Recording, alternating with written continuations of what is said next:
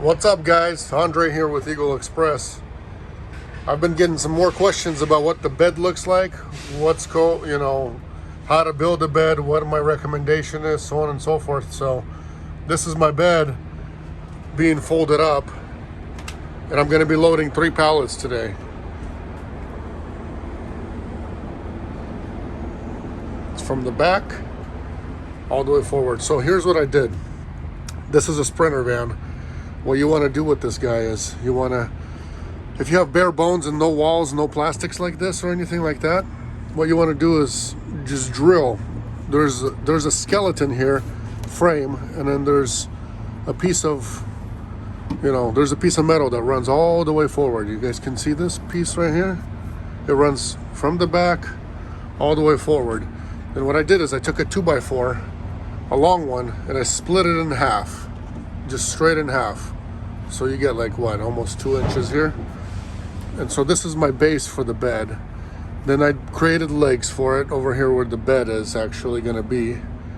And what you want to do is you just take regular long screws and you screw it right into the metal. It goes right in there and stays. These are the supports for it. So these hold it up. And then you go and build yourself one of these beds. I took a good foot from here to here in the front. A nice good foot, so I have room to walk around if the bed is down. You know what I'm saying? And this is what it is folded up, and when I set it down, this thing is, when it's down, it's 54 by 75.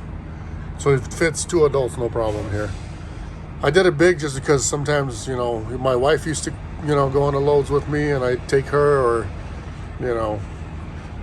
I'd take one of the kids, so want to be comfortable. Plus, I also like to have my things on the bed versus on the floor. So if I'm driving, I can have my bag, my extra clothes, or whatever else you need. It's sitting right on the bed while you're driving. Obviously, when you're loading 3 pallets, it's not going to fit, but I do fit 2 pallets easily. Before the bed starts. Then I fit another 2, so I can fit a total of 4 pallets over here. Just a quick overview of how it is. I took, I don't know, what is this, 1/2-inch plywood? You can get some 3/4, some 1/2-inch plywood. Not regular, cheapest one, but the kind that's layered. You cut yourself that. You use door hinges. You guys can see that right there. Door hinges. Something that the door hinge could screw into. And then the other screws go attached right there. And I've got 1, 2, 3, 4 hinges that keep this whole thing up. And then you got legs over here, something that the legs can screw in, which is if you buy in 4 by 8 foot of plywood, you will have some extra pieces of plywood. So I screwed that in from the top, cut the screws off, and then give yourself some legs. They fold up like this, they're not in the way. And here it is. I just have a strap holding it up like this. Whenever I need it down, it just takes 1 second and the bed is back down. Fairly simple. Anybody at home can do this, or you can ask, the contractor friend to get it done for you. Not sure, it's not difficult. I also built this box. Really good, really handy to keep your tools in there and whatever else you need, blankets, clothes if you do, whatever, I've got my PPE in there, PPE equipment. Pretty much everything I want out of the way is over there. Have one of these for straps, really good. That way the straps are not in the way. Always keep the dolly over here in the end. The ramp here, fishing poles, blankets, pretty much everything. Then I got, what I do is, if it's not too cold and I don't want to heat the whole thing, and I don't want to turn the heater on, so I close the curtains. Then you could hide, your bed in whatever situation you got going on over here. With these 2 curtains, they just slide right here on this hook and they stay, and nobody can see in here. Also curtains in the front. This is just a regular shower curtain stick. And then you go to Ross or TJ Maxx and get yourself some curtains like this, some black ones, work really well. They don't let any light through. So this all stays here. Close yourself up from the front, from the back, and you're good to go. I don't know what else I could tell you guys. Also got the heater, diesel air heater. This you don't have to do anything. When you get your 5,000 kilowatt one, these are on Amazon for like $140 to $160. That's the heater itself. That's the little control module for it. You do need to drill 2 holes through the bottom. One is an exhaust hole, one is a intake hole, so an exhaust and intake. And this thing for the sprinters, it's really nice. Underneath the seat on the outside, there's a leader hose that's attached to the tank, and so it sucks the diesel straight out of the tank. You don't ever have to deal with anything as far as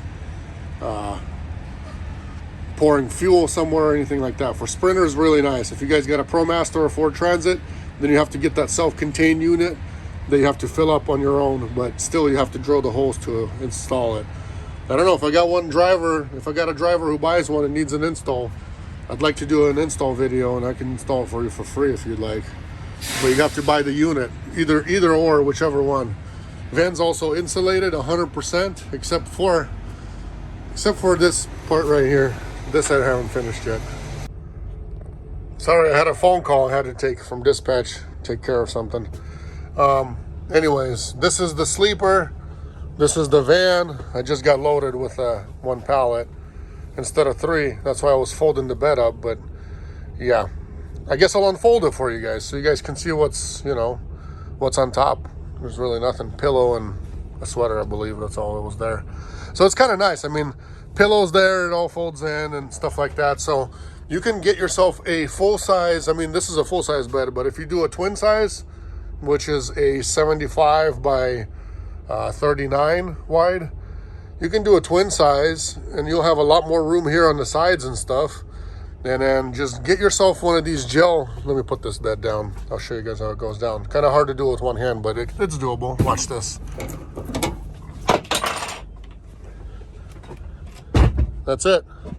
It's down with one hand. And then you just put the legs, kind of adjust where they were needed to be. That's it.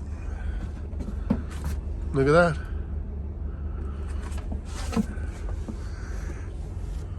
Heater does a great job heating the place. I mean, seriously, it's even too much a lot of times. A lot of times I like to leave my windows open. That way, because this heater, it's good, it's heating, but it creates the air to be dry, which is, understandable for electric heaters. So you want to have something to where, you got a little bit of fresh air circulating. That way it's not extremely dry. You want your air to have a little bit of moisture in it, Basically, what I sleep on is like one of these. It's a gel. It's a 3-inch gel pad. I just have, full-size covers on it. This, keep it nice. And that's it, If I have a mess over here, which, once in a great while, if I get caught off guard when I'm sleeping and somebody wakes me up and says, hey, let's unload you, then I just hurry up and close my curtains like this, since I have curtains here. Just hurry up, do this, bam. Well, this is all tied up, but you guys get the point, You close this up and nobody can see anything over here, and you're good to go. It's lovely. There's no reason why a driver should have a big mess in their van. It always should be clean like this, tidy, so on and so forth. And another good part about it is I made the bed tall. I made it tall with a reason. That way I can fit freight underneath. I mean, it has to match up, but a lot of times my bed is still down and I can still fit longer pieces. I can still fit crates under there. If a pallet is just a little taller, without anybody knowing, what I can do is I can take half of it apart, put it on top of the other one, if it allows and has room. And then this one I could slide, right under there and still use my space if I got 3 pallets. So either way, I mean, there's a lot of things a driver can do. Not a big deal. Hope that helps you guys out. The van is fully insulated. That's where I was on the last video where I got cut off. I did blow in on the sides everywhere. The whole thing, all the way forward. The whole thing, all the way all the way back on this. I mean, everything. On top, I have what I have exactly as I have inside of here. This is an 1.5 inch foam insulation, foam, like styrofoam foam, and then it's got whatever this is, reflecting. So you want to put the reflecting in so you keep the heat in and the cold in versus coming out. The only thing I don't have insulation in is inside of here, and I got some garage stuff that I will put in here. And I put some stuff in here that's foam and plus other insulation, shoved it all in these places. Same thing here. I mean, it's all insulated, not just right here. Everything everywhere. The only place is this arch right here. I still need to stick some stuff in here. The ceiling also has insulation. Same thing right here. So the van is fully insulated, guys. This doesn't just help for the heat. You might say, oh, I'm okay in the wintertime. I use a buddy heater, or, I use, an electric blanket or something else. Yeah, you do, but then you get up, your feet touch the ground, it's all cold. When you got hot air blowing and everything is warm inside, that means everything is warm inside. Same thing with the mattress. Your mattress is warm and so on and so forth. I mean, I don't know. I like to sleep in my underwear, shirtless a lot of times, so I keep it warm in here. Really cheap to use that, but the diesel heater. I don't see why somebody wouldn't want to. Some folks don't even want to hear about it, which is okay. You guys do you. I'm just explaining what I got going on and, giving my advice to folks. I wish I would have had this advice too, because, I had to do a lot of thinking and a lot of researching on my own, before, hey, 10 years ago, this stuff wasn't on YouTube and YouTube wasn't as popular. So it was very different than things are now, Nobody knew anything about expediting back then.